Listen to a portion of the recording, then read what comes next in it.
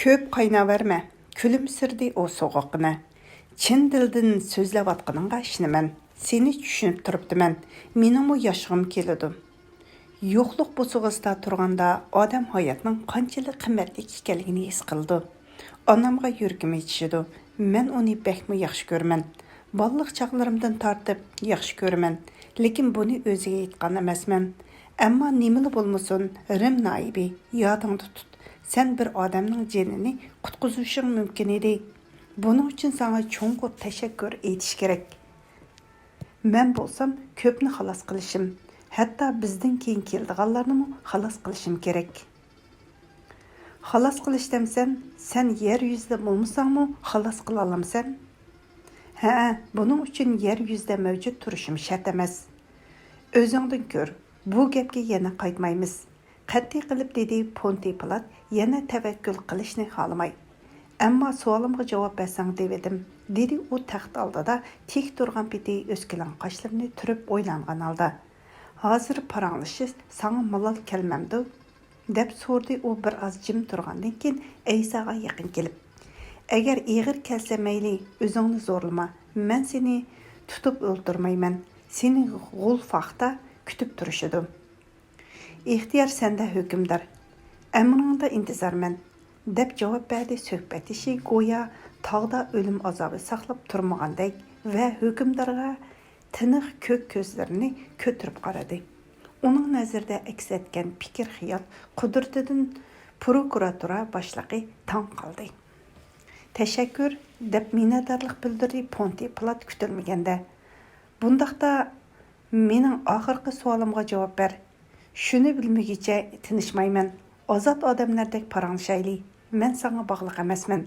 Sen mi bütkül erkinlik bosuğuzda turupsan? Demek ochiq paranglasak bo'laverdi, dedi u o'z joyiga o'ltirib etib. Aytqana, sen o'z tarafdorlaringga, shogird muridlaringga meni mubada qatl qildigan bo'lsa, 3-kun deganda tirilman va qutlug' bir kuni qayta dunyoga kelaman. Hammani olam bina bo'lgandan beri yo'ruq jahonga mehmon bo'lgan jimiki odamlar naslini va hatto amdi tug'ilgan avlodlarni qiyomat so'rqiga tortaman deganmidim. Men sening aqidalaringga ishonmayman. Ammo bu sening olamga ikkinchi qatim qadam tashrif qilishing bo'larmish, shundaqmi? Aysa o'ziga o'zi shumi gap bo'ldimi deganda qilib g'alati ijaydi. Eğirliğini muzdek taş üstüde o putudan bu putuğa yotkep cevap bereymikin yoki haceti yok mu deganda qilib birden sükutga cho'mdi. Bu yo'qlan gaplarni Iuda Iskariot aytgandir ha, so'rdi u kinoya bilan. Sen buningdan to'limi tashvishlanyapsan, hukmdor? Men Iudaning kimligini bilmayman, lekin menga zotli ulug'lar, muhtaram oqsoqollar aytdi. Demek bularning hammasi yo'qolan gaplarmi? Nima deb o'ylasang, ixtiyor o'zingda. So'g'uq javob berdi Aysa. Hech kim sana aqlinga sig'magan narsani qabul qil demaydi. Men chaqchaq qilayotganim yo'q, jiddiy gap qilyapman, dedi ishontirishga oldirdi hukmdor. Sening bilan mundaq chin dildan paranglashadigan boshqa imkoniyat bo'lmaydi. Shuning uchun so'rdim. Seni bu yerni elib ketsa, hech qachon qaytib kelolmaysan. Ammo o'zim uchun bilib olmoqchiman. Tug'ilmay turib, yana qanday qilib o'lgandan keyin olamga qaytib kelish va tirik jonlarni so'roq tortish mumkin. Bu so'roq qayerda bo'ladi? Osmondami yoki boshqa yerdami? Abadiy rohat parag'at tepish uchun iymon etganlar seni qancha uzoq kutish kerak? Ijozat ber. Bu haqdagi fikrimni oldin aytay. Nimani mo'ljal qilganingni bilish tas emas. Har bir odam u dunyoda rohat parag'atda tinchgina bo'lsam deydim. Sening nazarda tutquning shu. Odam o'limdan xoli bo'lmasa-mu, hamisha bir nimalarni orzu qilib yuriydi. Hamisha nimagadir nashta, tashna bo'lib yuriydi. Shunga uni hamisha turli va'dalar bilan to'zoqqa ilindirgili bo'ladi. Hatto bu dunyodami ular kaynadan ittak egishib yuriydi. Ammo mayli, ey payg'ambar, sening deganingdekmi bo'lsin, hayot shamin o'chib tugamoqda. Uni faqat suhbat orqali ozroqla so'zishga qurbimiz yetadi. Meningcha so'zilmasin mayli. Ammo mening savolimga javob bermay ketmassan deyman. Nazarimda bundaq ketish o'limdan yomon. Meyli sözləvər. Senin əqidələrini doğru deb pərəz qılaylı. Ondaqda senin ikkinchilab qayta dunyoga kelishing qachon bo'ladi? Nemishqa aytmaysan? Agar odamlarga haddidan ortiq uzoq kutishga to'g'ri kelsa, buning ularga nima keragi bor? Bütün ömür bo'yi amalga oshmagan narsadan odam bolasiga nima gap tegadi? Uningdan keyin rostdan aytsam, bundaq aqlga sig'maydigan hodisani kutib yurishni hatto tasavvur qilishga bo'lmaydi. Yoki qarg'ularcha ishinib bo'lsa-mu kutish kerakmi? Undaqda natijasi nima bo'ladi, nima foydasi tegadi? Sening shak shubalaring tushunishlik, Rim hukmdori. Sen xuddi Yunonlik ustozlarnikidek oddiy va dunyoviy fikr qilsan. Bu so'zimdan ranjima. Hozir qishingda o'lim oldida turibdiman. Bemalol talash tartish qilaver. Uning ustiga ikkimiz xuddi o't bilan suvdek sig'ishmaydigan odamlarmiz. Fikrlarimizmi boshqa bir-birsiga turli tarafdan yondashimiz. Sana tinchlik bermayotgan narsa haqida aytmoqchidim, hukmdor. Ikkinchi qatim dunyoga qayta kelishni uzoq kutishga to'g'ri keldi. Bu to'g'ri, sen haqlisan. Shu kun qachon keladi, buni hech kim aytib berolmaydi. Bu olamni yaratquchining taqdir irodasiga bog'liq. Bizning nazarimizda ming yillab so'zilgan narsalar uning uchun ehtimol birdamla davom qiladi. Ammo mohiyat boshqa yerda. Yaratquchi bizga dunyodagi eng qutlug' ne'matni, aql hushni ato qildi. Bizga o'z bilganimizcha yashash haqqini berdi. Bu ilohiy to'kpini qanday tasavvur qilamiz? Odamzod tarixlarining tarixi ana shu bo'ladi. Odam tirikchiligining ma'nosi o'zining ruhiy darajasini kamolatga yetkazishda. Olamda shuningdan boshqa oddiy amal yo'q. Sen buni inkor qilmasang kerak. Rim hukmdori aqliy turmushning sehri kuchi oxiri ko'rinmas shoti bilan ruhiy jihatda kamolatga yetadigan nurliq cho'qiga kunlar bo'yi o'rlashda. Shu sababdan sen ishonmagan kunni qanchalik uzoq kutmaslik hukmdor odam bolasining o'ziga bog'liq bo'lib qoladi. Ha, mundaq degin, Ponti Pilat hayajonlanib o'rnidan turib ketdi. Taxtning yo'lanchigini tutdi. Shoshma. Sen buni odamlarning o'ziga bog'liq deyapsan. Men buni anglab boqmoqda ekanman. Men sening aqidaga qilcha ishonmayman. Buni tasavvurimga sig'dira olmayman. Agar odamzod o'zining ishonch ixtiyori bilan bundaq hodisalarni yaqinlashtira olsa yoki yiroqlashtira olsa, ular Xudoga aylanib qolmamdi. Balkim sen haqliqdirsan, Rim noibi. Ammo men oldi bilan haqni davrangdan farqlantirishni, ajratib olishni xohlayman. Haq to'g'risidagi mish-mish gaplar oxiri yo'q kulfatdir. Mish-mish davranglar misoli suv tagidagi loy. Vaqt o'tgan sari loylar yig'ilib, eqib turgan cho'nqur suvlar ko'lchakka aylandi. Hayotda doim shundoq. Bishorat va azob uqubatlar ichidan tepilgan odamlarning baxt saodati uchun yaraydigan har qanday buyuk fikrlarni mish-mish davranglar g'ajab oxiri buzudi hamda o'ziga va haqqa qarshi yovuzlikqa aylantirdim. Mening aytmoqchi bo'lganim shuki, Rim hukmdori, sen ishongan ashu yolg'on yovudoqlarning hammasi mish-mish gap haqiqatan bo'lsa boshqa yerda. Shu haqiqatni ichib bermamsan, bo'ladi, o'rnib ko'ray. Men bu suhbatimizga qarshi emasman. Yana kelib bu menga oxirgi fursat. Shuni bilishing kerakki, Rim hukmdori Alloh taoloning qudrati kunlarning birida o'lgan odamni xuddi ochiq osmonda chaqmoq chaqqandek tirildirib, uni yerga tushirib, fuqarolarni sudga tortqizishga emas, balki tamoman uning aksicha, lekin maqsad boshdan oxir birla shahardan g'o'l qaqa bog'cha yashash muhiti qilgan men emas, balki sizlar Aysoga dinning muqaddas aqidalariga ishonadigan kishilar, yana sizlar kelgusi avlodlarga aylanib, abidil abad men tarafga kelisizlar. Bu mening dunyoga ikkinchi kelishim bo'ladi. Boshqacha aytganda, men chekkan azoblarim orqali odamlarga qaytaman. Gap ana shu haqda. Men vaqt jihatda 1000 yillab keyin qolaman, lekin oxirida sening kelajagingga aylanaman. Alloh taoloning yozmishi shu. Odam bolasini uningga atalgan yaxshilik va go'zallik taxtiga o'ltirg'izishning yo'li yo'riqi shu. Mening vazlarimning ma'na mazmuni shuningda yaxshi g'oyalarni çakıllaştırıp etadigan davranlar ve eqib yürüyen mişmişmişlarda emas, dal mana şuningda. Ammo bu inson nesilleri üçün eng ig'ir ve eng yirik bu yo'ldir. Seni Rim naibi ana shu narsa xavotirga selayotganligi to'g'ri. Bu yıl bugünkü günahkar kunidan Xudo o'g'lining o'ldirishidan boshlandi. Odamlarning gunohlarini yuyish, ularning ko'zlarini echish va ilohiy hislatlarni uyg'otish uchun men bugun jinimni qurbon qilaman. Mening baxshanda jinim har safar inson bolalarini titrakka solg'usi, ularni tova tarazi bilan yashashga undatgisi. Men odamzod o'tadigan yo'llardagi shamchiroqman. Shamchiroq bo'lish uchun dunyoga kelganman. Odamlar meningdan madad tilab yashaydi va azob uqubatlarni chekib, o'zlaridagi yovuzliklar bilan elishib, illatlar, zuvonliklar, qonxo'rliklarga nafrat o'qib mang yiqilishidi. Xudoga muhabbat bilan to'lmagan dil illatlarga to'ladi. Shuningdan insonga muhabbat bilan liqmiliq to'lmagan dilmi shaksizki o'likdir. To'xta, nusratlik Aysa, sen odamni Xudo bilan bir davatamsan? Shundaq desakmi bo'ladi. Menmi aniqroqki, jamiki insonlarmi Xudoning yerdagi julosidir. Hatto Xudoning ismiga o'xshab ketadigan atiki Xudomi bor. Olam yaralgandan buyon uningga tortiq qilingani cheksizlik Xudosidir. Nurg'un istaklarning hammasi kelajakka qartilganligini e'tibor bergan bo'lsang, sezgansan Rim naibi. Bugun hayotning qandoq bo'lsa, shundoq qabul qilsan. Ammo atini albatta boshqa ko'rishni xohlaysan. Bugun yaxshi yashab turgan bo'lsangmi, baribir atiga uningdan yaxshi bo'lsa deysan. Shu sababdan yuraklaringdagi umid Xudoning nuridek zodi o'chmaydi. Atigi Xudo cheksizlik ruhidir.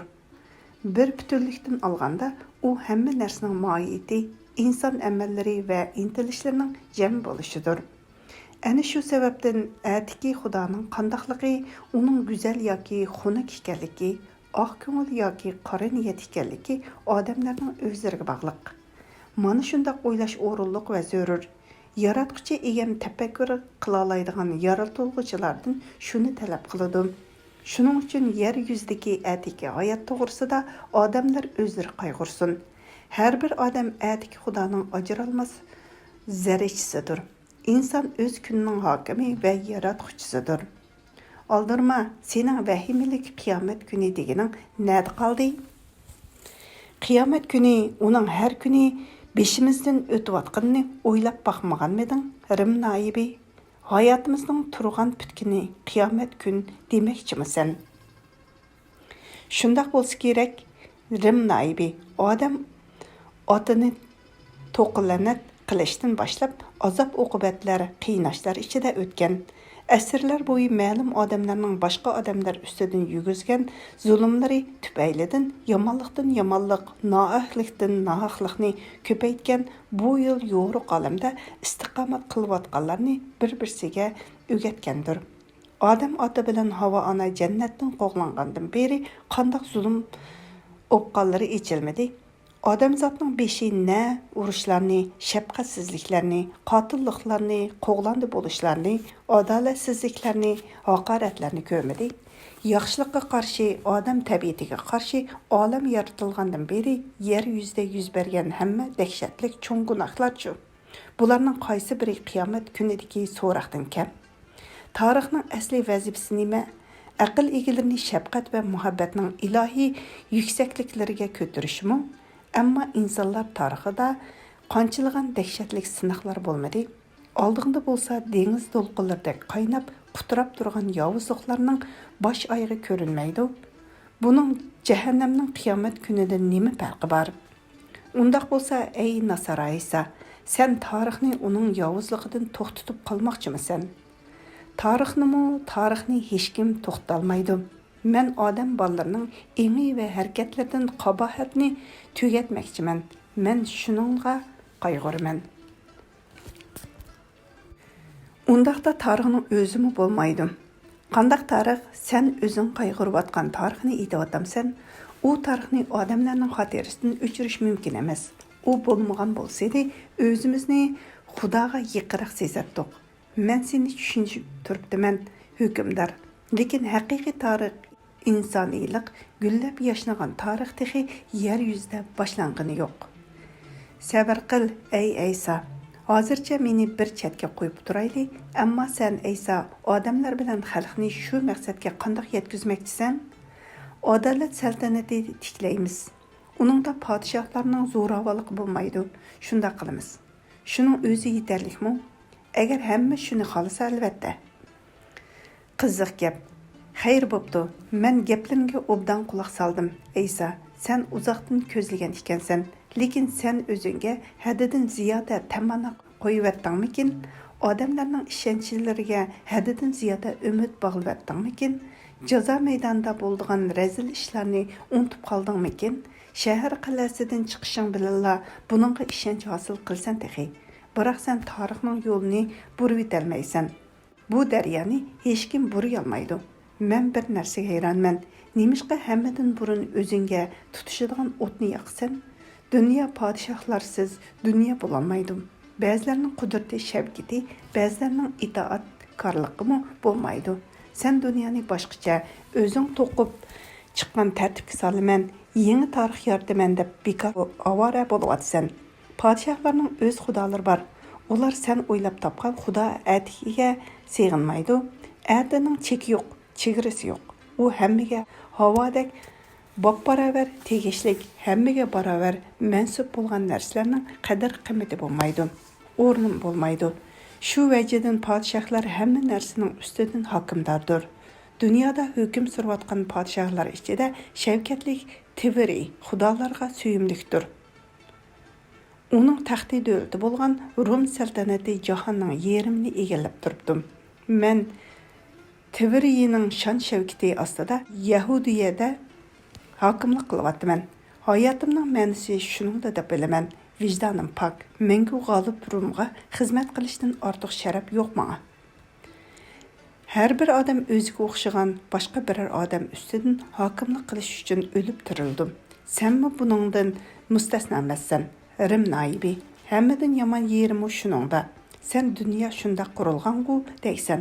Odamlar yomonlikni ko'p hollarda osonla oqlab chiqadi. Lekin buning insonlarga tekkan qog'ish ekanligini bilmaydim. Ammo buni kim o'ylab o'ltiribdi? Lekin ko'cha tozalag'uvchilarning oqsoqligidan tortib, dahshatlik sultonlargacha hammasi giribdor bo'lgan hokimiyatparastlik kesli hamma yomonliklarning eng yomonidir. İnsaniyat buning ig'ir jazosini tortadi degan. Hokimlik va yer da'vosi qilgan xalqlar qirilib ketadi. Bir-biri tüp yıldızlıqca yo'q qilib etadi. Ponti Pilat suhbat ishining so'zini taqatsizlik bilan bo'ldi va qo'lni ko'tardi. Bo'ldi bas, men har bir so'zingga xo'p deb turadigan shogirding emasman.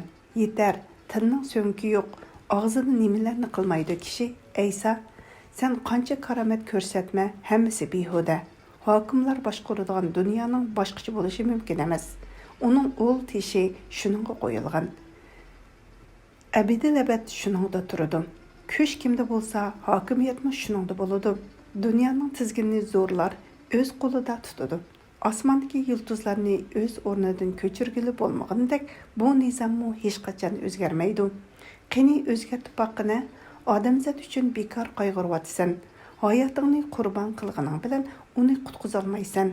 Odamlarni yo ibodatgohlarda voysizlar va yo osmondan tushgan vahiylar xalos qilolmaydi. Xuddi podshohning kaynidan agashgandek ular podshohlarga agishadi. Ne'matlar va kuch qudrat oldida tik turadi. Hammadan ko'ra rahimsizroq va hammadan ko'ra shavkatliroq odamni ko'klarga ko'taradi. Sarkardalarni inson qonlarini daryo oqizgan, birovolarga hukmron boshqalarni qul qilgan, xo'rlagan janglarni eg'izlarini ko'ptirib maqtaydi. Shuni shijoat ruhi deb ataydi. Avlodlardan avlodlarga qo'shiq to'qib qoldiradi, g'oliblar sharobatiga tug' alamlar ko'taradi. Kanay-sunay chelib olqishlaydi.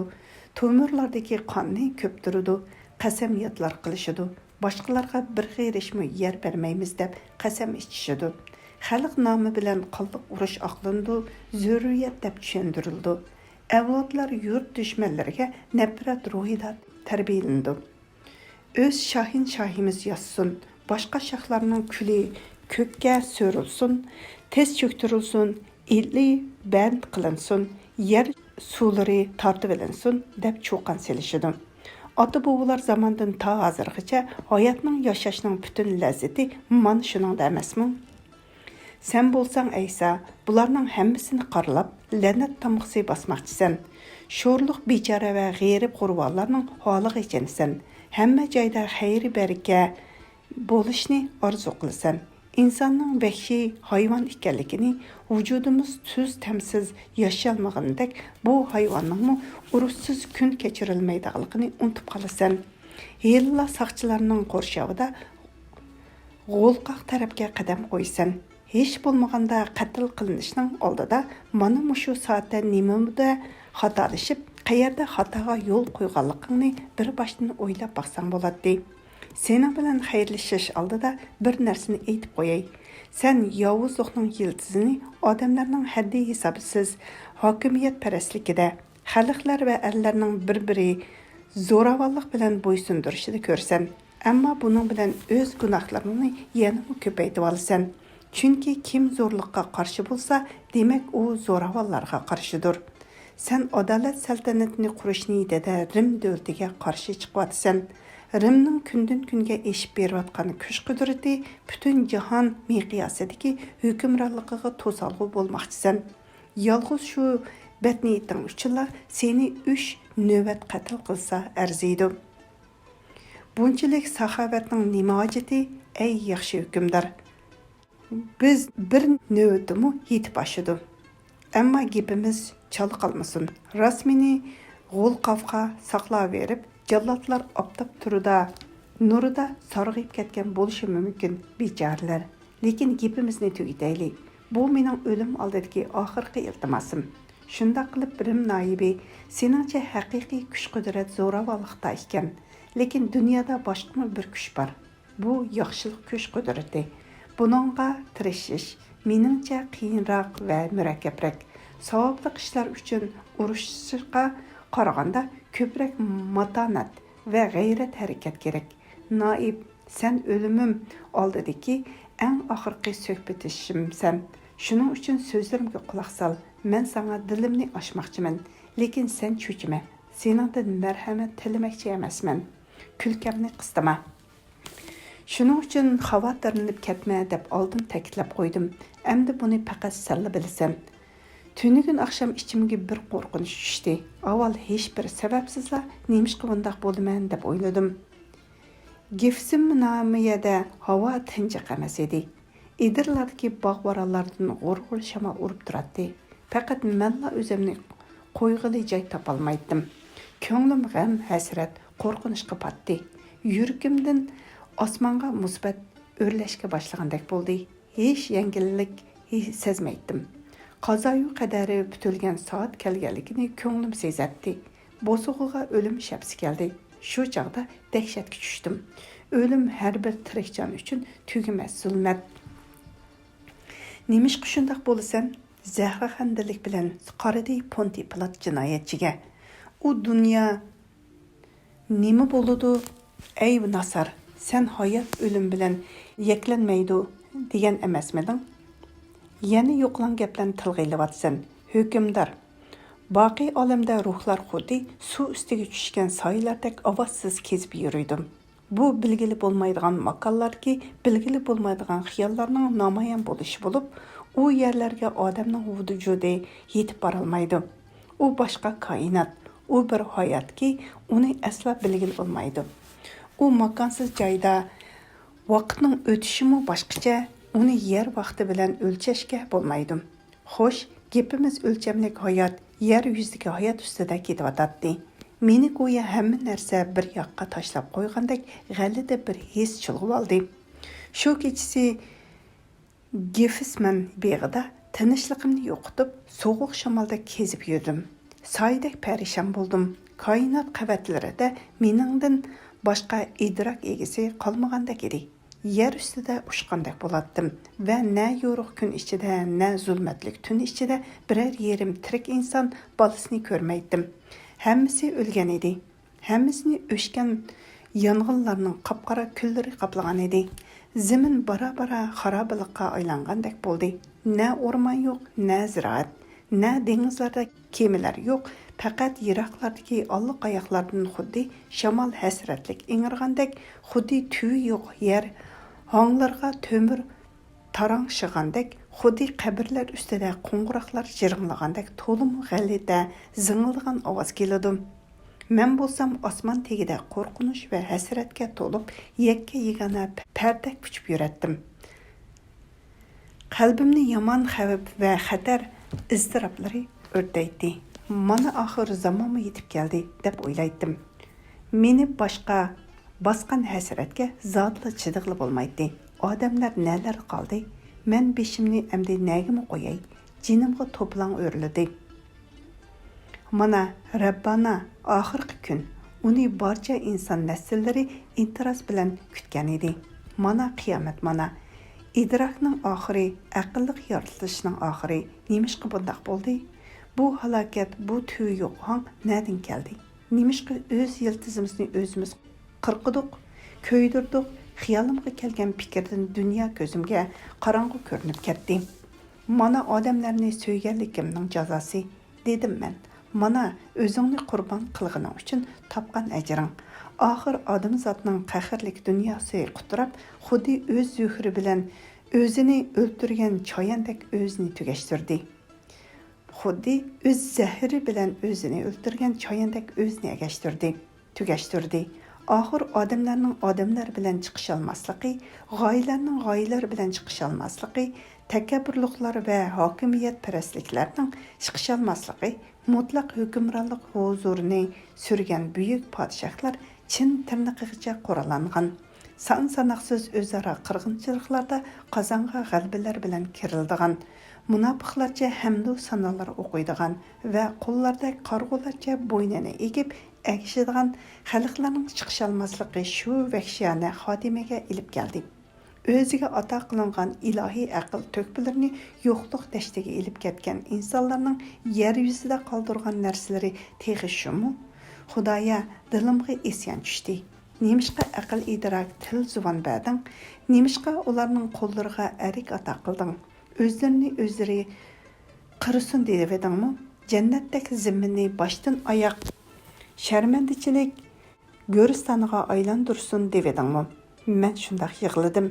Qaskatça dünyada yekki yegane pəryat çəkdim. Qismətni qarğıdım və xudağa senin cürütün yetmеген işni adamның özü günah içində ada qıldı, deb nalı qıldım. Hə, bilib qoyğun, Rim hökümdarı. Axır zaman mening tüpəylimdən emas, təbii afətlər tüpəylidən emas, adam ballarının düşmənləşidən keladi. Sen hakimiyetingden ələs bulup şərəflik his qılıbatqan aşı qələbə və düşmənliklərdən kelidi. İsa nəfsini ruslab, ondan sözünü davamlaşdırdı. Ötken akşam közümge şundaq nərslər göründü. Uyqum qaçdı. Uzun xiyalğa çömdüm. Dua oqudum, ibadat qıldım. İman kəmərimni məhkəm bağladım. Muridlərimə pədərim inayətədin yetken sürət toğrusida sözləb bəməkçi bolub atatdım. Şu arlıqda Gefisman beğida hədədən ziyada köp xalayıq payda oldu. Ularning içində İudamu var idi. Iuda çapsan kelib meni quchoqladi və söydi. Onun ləvləri tolumu soğuq idi. Xoş vaqt bol, Rabbi, dedi o mağa. O, mən kimni quchoqlab söysəm, şunu tutinglar deb xalayıq bilan oldin ola kelishib olgan ekan. Shuning uchun ular meni tutishdi. Mana əmdi mən sening qishingda əmrini kutib turibdiman. Rim naibi, bilimən, əmdi g'ol qafqa berishim kerak. Amma mağa mərhəmətingni ko'rsatding. Mən bir narsadan roziman. O bo'lsa-mu, o'limim oldidan sana oqsham Gefsiman beğida beshimdan o'tganlarni aytib beraldim, hukmdor. Ras, hamma gapingni angladim, lekin meni hammasiga ishonadi deb o'ylamsan? Ishonsangmi, ishonmasangmi, o'zing bilasan, Rim naibi. To'g'risi, ishonmagan bo'lsang kerak, sening bilan men butunlay boshqa tabiatlik odamlarmiz. Ammo shuningga qaramay so'zlarimga quloq solding. Sen o'zingga o'zing hech narsani anglamadim deyolmaysan-ku. O'zingga bu haqda o'ylashni to'xtatib qo'ya olmaysan-ku. Men bo'lsam o'zimga qanoat qilaman. Gifsman beg'ida manga ayon bo'lgan karomatlarni go'rga ilib ketmay, bayon qilib ketyapman. Vijdonimmo endi orom topdi. Aytqina Masiha, sen bozorlarda biror qitim pal ochqanmiding? Yo'q, hukmdor. Nimish qundaq so'raysan? Acaba sen chaqchaq qilyapsansan yoki rostilla hech narsaga parvo qilmay, dahshatlik o'limdan qo'rqmayapsansan? Nimalarni aytib, nimalarni aytolmaganliging, kimlarning quloq selib, kimlarning quloq solmaganligiga o'xshash nimalar seni o'limingdan keyin shuncha qiziqtirammi? Bu nimalar kimga kerak bo'lar? Bu ma'nisiz gaplar yanıla shu konu muqam emasmi? Undaq dema hukmdor. Bu o'tkinchi gap emas. Oxir o'lim oldida o'ylagan o'ylaring udul Xudoning dargohiga yetadi. Xudo odam bolasining o'lim oldida nima deb o'ylashiga qaraydi. Barliq tirik jonlar ichida eng oliy narsa qilib yoritilgan odamzod to'g'risida Xudo shu o'ylarga qarab hukm chiqaradi. Chunki o'ylarning ichida eng oxirgi o'y har doim hammadan pok va haddidan ziyoda samimiy bo'ladi. Uning turgan putkini haqiqat bo'lib, mug'ambarlikdan xolidir. Yo'q, hukmdor, qo'rsqingni keng tut. Lekin men sening o'ylag'iningdek chaqchaq qilayotganim yo'q. Sabiy chaqlarimda o'yinchoqlarni o'ynaganman, xolos. Mening qiynashlardan qo'rqmasligimga kelsak, buning yo'shiradigan joyi yo'q. Men boya aytdim, qo'rqaman, bakmi qo'rqaman. Men Rabbil olamindan hamruh rahibmin padarimdan iltijo qilamanki, taqdirimga putilganni ko'rishga menga sabr taqat ato qilg'ay. Ongsiz maxluqlardek dodlamag'ayman. Jon topshirish mahalda sharmandalik qilmag'ayman. Mana men tayyorman. Rim noibi, meni ortiq tutib turma, band qilib olma, vaqti bo'ldi. G'ulqaf seni kutyotidi. Necha yoshga kelding, Masihim? 33 ga to'ldim, hukmdor. To'limi yosh ekansan. Meningdan 20 yosh kichik. Rahmi kelib dedi Ponti Pilat beshini chayqagan beti o'yga cho'mib. Bilishimcha, bo'ytaqsan. O'zingdan keyin qoldigan yetimlaring yo'q. Vah. Darixa u jim bo'lib qoldi. Yani nimadir demoqchi bo'lib og'zini o'malladi-yu, fikridan qaytgan bo'lsa kerak, undamadi. Andisha qildi. Ayol zoti bilan billa bo'lganmisan deb so'rg'isi keldi, lekin so'rmadi. Xotin haqning azmi bo'lib ko'rinishidan o'zini tortdi. Haqning gapi emasda bu. Shu asnoda Pokrovning ko'zi Aysoning ko'ziga tushdi. U Aysoning ko'zlaridan so'ramoqchi bo'lgan savolni pamlaganligini va uning bu savolga jazman javob bermaydiganligini bildi. Aysoning mo'ldirlab turgan suvdagi tiniq ko'k ko'zlari sal g'uvolashgandek bo'ldi. U sukutga cho'mdi. Ko'rinishidan shunchalik yavash, mo'mindek qiladi, lekin g'ayrati tog'dak ekan deb o'ylab hayron bo'ldi. Ponti Pilat putidan tushib ketgan sandalni izlagach. Mayli bo'lmasa deb gapni boshqa yoqqa burdi. U ayol to'g'risidagi savolning o'rnini boshqa gap bilan yupirish o'yda. Quloqimga kirib qolibdi. Sening otang yo'q ekan, to'g'rimi? Ayso oppoq takshi tishlarini ko'rsatib, ochiq chiroy oq ko'ngillik bilan kulimsirdi. Balkim shundaqdir. Aniqroqchi, rost, yaxshi hukmdor deb tasdiqladi Ayso Ponti Pilatning jakli chiqayotganligini ko'rib. Ochiqini aytganda, u hukmdorga munosib emas edi. Meni ilohim padarim muborak ro'yiga hapash qildirib yer yuziga qo'yib ketgan. Barkalla, endi boshqa hech kimning beshini bundoq gaplar bilan aylantira olmaysan. Og'zini zo'rg'a qimirlatib, horg'iliq bilan dedi prokuratura boshlig'i. Undaq bo'lsa, onang kim? U Galileyda yashaydi. Ismi Maryam.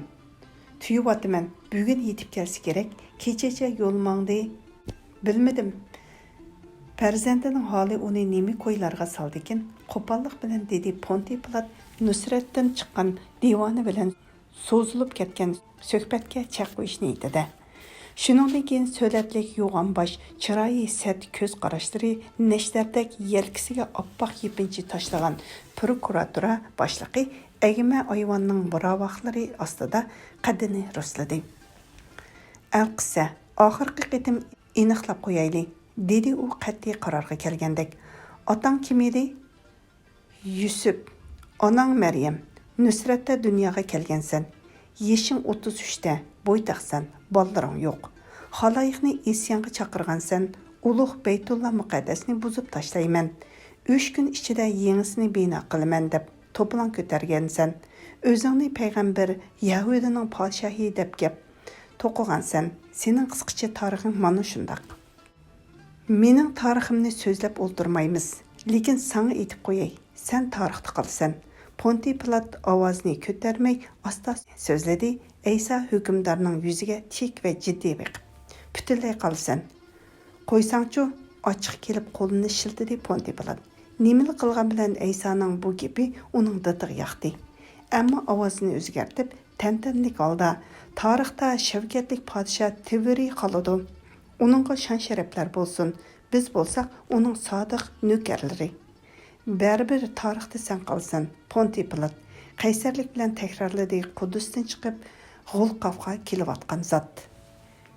Kimnidir intizorlik bilan kutgandek, tong sahardan beri Irad saroyi ustida parvoz qilib aylanayotgan topmu, burkutmu ish qilib bir qo'sh aylanib yurishni to'xtatib, xavfli jinoyatchidek kishanlangan Yahudining hukmdori Ponti Pilat bilan shuncha uzoq suhbatda bo'lgan, amdi bo'lsa necha o'nlagan soqchining qo'rshavida qatligoh tarafga elib kelayotgan zotning kaynidan asta-asta agishib ushmoqda edi. Hükümdar bo'lsa hamon agma ayvonda G'ulqaf tarafga ketayotgan odamning izidan uchayotgan ajoyib qushqa ajablangan va qo'rqqan holda qarab qolgan edi.